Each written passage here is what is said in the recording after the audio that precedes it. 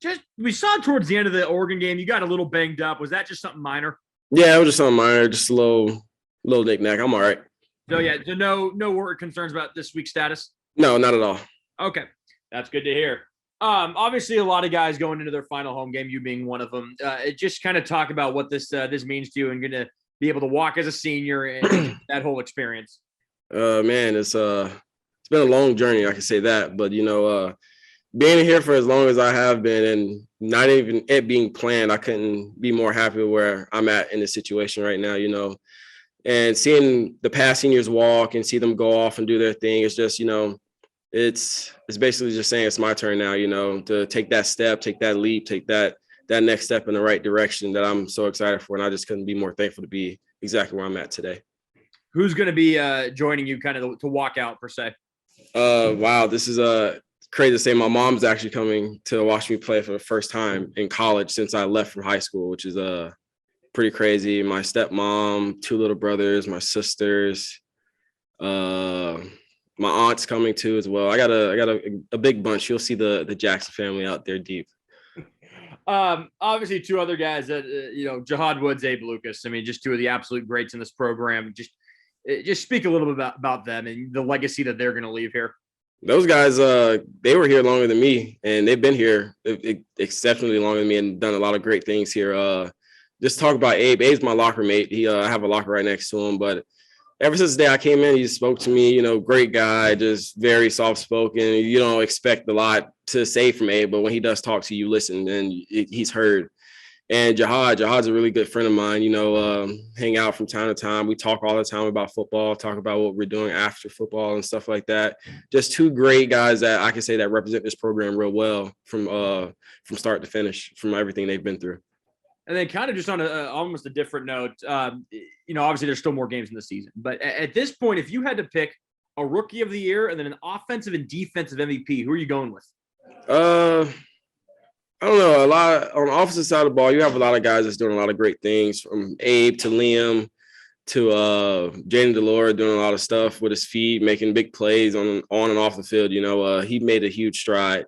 I couldn't give it to one person. I'll have to give it to just everybody on offense and everybody on defense, because everybody's doing what they need to do and doing everything in their way to make sure we're a successful football team. And what about for a rookie of the year? Rookie of the year, I'll just throw a name, Strib. I guess I'll just give it to John Stribling. He's stepped up. He's made a lot of big plays in these past few weeks, and he showed that he's ready to play. Thanks, Calvin. Thank you. All right, the next question is going to be Colton Clark, spokesman review. Go ahead, Colton. Hey, Calvin, how's it going? Good. How are you doing? Good, thank you. Just wondering, you've been here years, waking up today just kind of knowing this is the last week, going through, standard practices, last home game. Is it, kind of surreal for you? Just has that kind of sunk in yet, or are you still waiting for that? It's sunk in. This year flew by, actually. It feels like just not even a few weeks ago, we were in summer training and we're all talking about this is our last go around, let's make it count and stuff like that. But going into the week, going into the game and it being a short week playing on Friday, it is kind of surreal. It's sunk in, I'm going to miss the guys and all that, but I'm taking it all in right now, talking to people I've never spoke to, hanging out with people I never really hung out with, making memories and stuff like that, because that stuff goes a long way.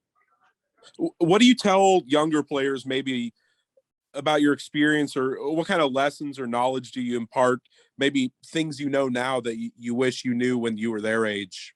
But the first thing, I was actually talking to Orion Peters today, and I told him, I was like, just make sure you take care of your body, because football runs a toll on your body day in and day out, game after game. And I told him, I was like, if you any knickknacks, even if your ankle just tweaked just a little bit, go in, get it treated, go on for a little extra lift, those extra lifts can go a long way and all that stuff. And I was speaking to him about that today. It's just crazy you just asked that.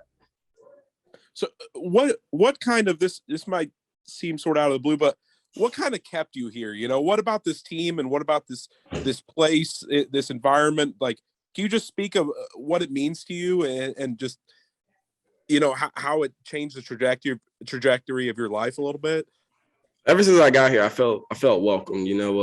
I've told plenty of recruits and plenty of coaches that this just felt like home. And coming from where I came from, Independence Community College, it was similar, small town, love football, The fans are great. The school's great. And I just kept that and ran with it. No matter the coaches change or anything, I know I had a family in the locker room that I never wanted to change up.